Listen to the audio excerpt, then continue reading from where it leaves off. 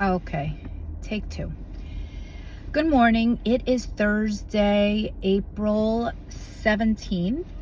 This is actually going to be a redo of last week, April 9th, the apology topic that I talked about.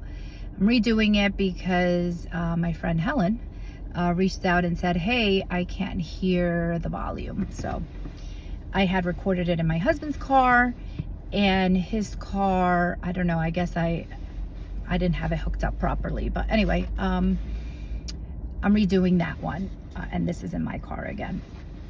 So it's Thursday, it's a different day. It's still morning time. But I'm gonna try to keep it short and hopefully get in all the information that I had from last week. So the topic was apology. And I brought up that topic because the weekend before that, my daughter had a competition. She actually had like back-to-back competitions, 2 weekends in a row.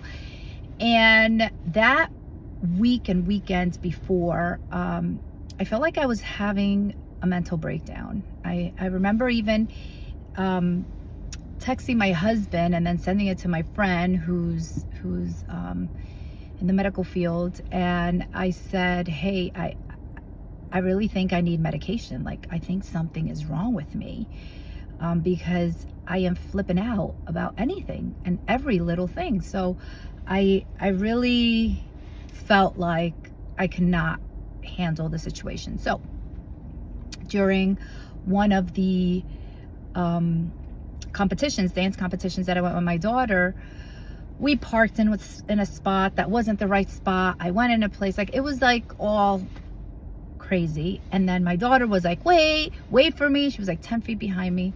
Long story short, I flipped out on her. I just flipped out because I'm on the phone with my friend trying to find where she is. This other one is yelling at me behind me, wait for me, you're leaving me, when I could literally see her. She apparently felt that it was too far away. She wasn't hip to hip with me. But anyway, so I flipped out on her. I swear to God, I felt like I was having a mental breakdown. Then we went into the competition. We watched it. It happened, blah, blah, blah. Then the next day, that was on a Saturday. It was my dad's birthday that day. So then actually, no, it was the weekend after. I'm like getting confused. But anyway, then the following weekend, we had another competition. It was my dad's birthday that weekend. So then we were going to meet him for dinner. And then my daughter wanted boba, wanted this. And again, I got like into a discussion with her. I didn't flip out that time, but I was still feeling like all this anxiety and craziness that I had been feeling. And we got to the dinner, we ate, everything like smoothed down, fine. Then the next day, that Sunday, I had a baby shower. I had something else with my other daughter. And then she was also being delayed, and then I flipped out on her. Then my brother called me with something from work. I was in the middle of all this fluster and mental breakdown. And that happened. Then I went to the event. I like calmed down, decompressed. Then afterwards I went home, and then I don't know, then I went off on my son. I just felt like, what is going on? Like, this is not normal. And that's why I would tell my husband, and you know, I even told my cousin, I'm like, I don't know what's going on. And then I even thought about it. I'm like, you know what? I think I'm going through perimenopause. Like, it must be my hormone changes. I don't know what it is. I was just really having a hard time, and I could tell that something was wrong. So I felt like, you know what, I need to apologize to my daughter. I need to apologize to my kids. So I did apologize to my daughter, and I said, hey, you know, we need to talk. And I explained to her, I said, listen, I feel that I'm going through something. I sent your dad this message. I even told her the message I sent him. I really think that something's wrong. Like, I need medication. I need something. I don't know. Like, my hormones are not balanced out. Like, I shouldn't flip out over any little thing. So the reason why I brought up the topic apology is because when I was younger, I felt that my mom, who was a wonderful woman, and she was great and raised us very well. I think we are who we are because of the way they raised us. But my mother never apologized to us. Like, she never apologized when she messed up, if she did something wrong, if she yelled at us. in her eyes, she will say that all the time it was our fault. But there were times, you know, and I can recall specifically that she would say, get me the thing. I'd be like, what thing? The thing. Get me the thing. Get me the thing. And then she'd flip out. Sometimes she would hit us. Sometimes she would just go crazy and yell at us and hurt our feelings. And we were like, but we don't know what thing you want. Like, you're just saying you get me the thing, but you're not telling us what the thing is. And then you flip out, and then it's our fault because we don't know what the thing is. Anyway. And never, ever did my mom, or can I recall, maybe she did to my brothers, but to me, I never recall her apologizing. Like, oh, I'm sorry that I yelled at you. I was having a hard time, blah, blah, blah. And that always like hurt me. So my mom's way of apologizing, to me at least, I should say, I don't know if she used the same method with my brothers, but to me, it was always like, she would flip out, she would yell, we'd have this blow up, and then she would call me by like an enduring name. She would say like, Chula,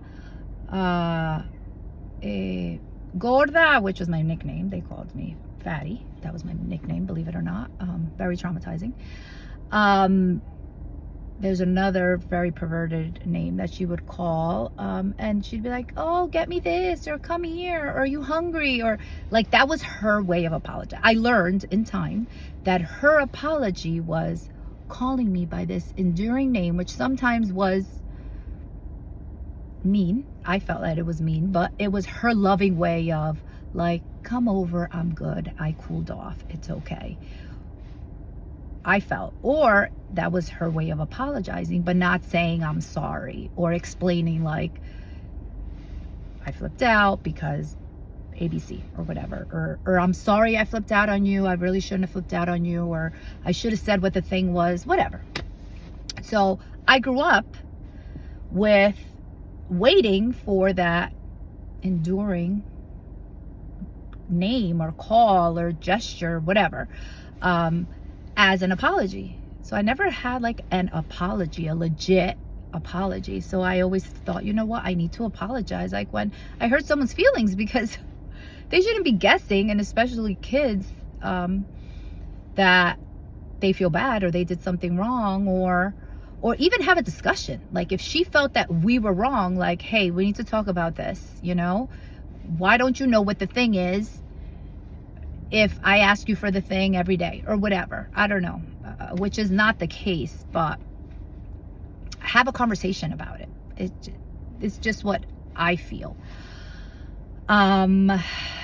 Which is what I was having with my daughter, and what I feel that every parent should have with their child, or every person should have. Because in actuality, I want to do it with my kids because I want them to learn that it's okay to apologize. It's okay to make a mistake, or it's okay to have a conversation about a situation that occurred. And I will say that specifically my son, my 18-year-old son, he's very good at that. He will not let things like linger or bother him. He may think he's right 95% of the time. But that 5% of the time that he is wrong, he will apologize and he will have a conversation about it. Or he at least wants to find like a resolution. So it's not something that's lingering or bothering him, or, you know, not letting him sleep. And I don't know if it's that he got that from me, or because I do apologize to my kids, or I will have a conversation, or I will say, hey, we need to talk about this. Because I guess you can call me a confrontational person, or I do like to resolve things. I don't like to leave things unresolved. Maybe because of my childhood, because I felt like there was no resolution. There was no discussion. It was like, I'm your parent, this is what you do, and keep it moving. Which I always thought also like, but why? You're not giving me a reply. And during the time frame that we grew up, it was very different. My parents would give me a look and that was enough.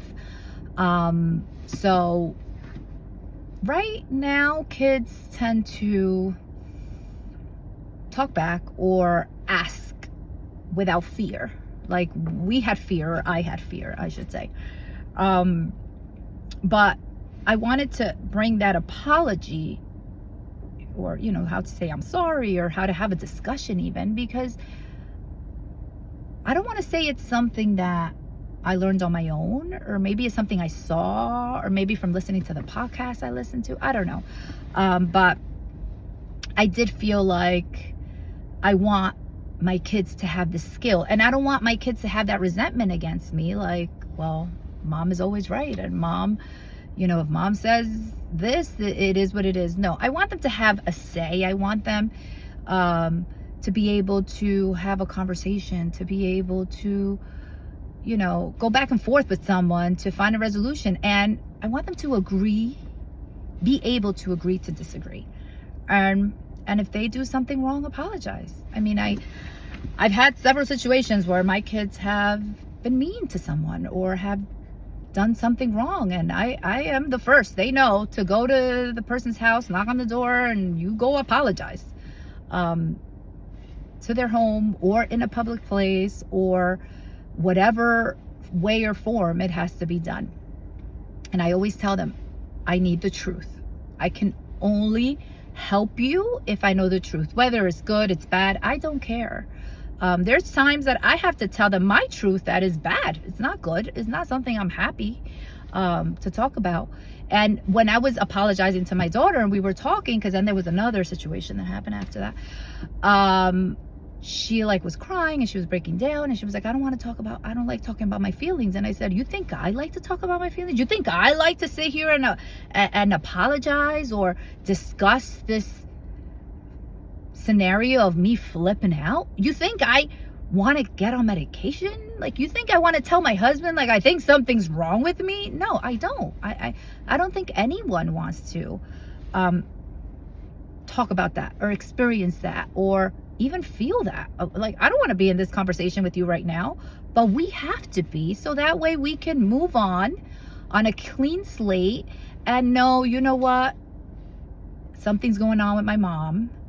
And even still, I think wow, I'm 45, I'm going through this. What I thought was, oh my God, my daughters are going to go through this when they're this age. How can I help them? Because I don't even know how to help myself. I think my help is going to be getting on medication, which I'm looking for natural ways. I mean, I exercise, I work out, I do a lot of things to decompress it or keep it away or help mediate these feelings.